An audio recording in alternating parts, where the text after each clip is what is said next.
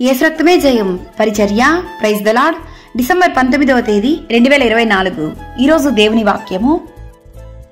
దేవుని ఆత్మ చేత ఎందరు నడిపింపబడుదురో వారందరూ దేవుని కుమారులై ఉందురు. రోమీలకు రాసిన పత్రిక 8వ అధ్యాయం 14వ వాక్యము. ఒక్క ప్రభువే అందరికీ ప్రభువై ఉండి తనకు ప్రార్థన చేయు వారందరి ఎడల కృపచూపుటకు ఐశ్వర్యవంతుడై ఉన్నాడు. ప్రభువు నామమును బట్టి ప్రార్థన చేయు వాడెవడో వాడు రక్షింపబడును. క్రీస్తునందు యేసుక్రీస్తునందు మీరందరూ విశ్వాసము వలన దేవుని కుమారులై ఉన్నారు. దేవుని వాక్యం ఇలా సెలవిస్తుంది: మీరు పరలోకమందున్న మీ తండ్రికి కుమారులై ఉండునట్లు మీ శత్రువులను ప్రేమించుడి, మిమ్మును హింసించు వారి కొరకు ప్రార్థన చేయుడి, మరియు సమాధానపరచు వారు ధన్యులు, వారు దేవుని కుమారులు అనబడుదురు.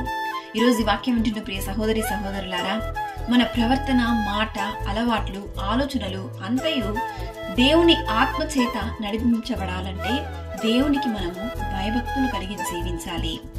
దేవుని ఆత్మ మనలో ఉన్నప్పుడు మనం ఎటువంటి పాపానికి బానిసమో. ఆత్మానుసారమైన మనస్సు జీవమును సమాధానమునై ఉన్నది, ఎలయనగా శరీరానుసారమైన మనస్సు దేవునికి విరోధమై ఉన్నది.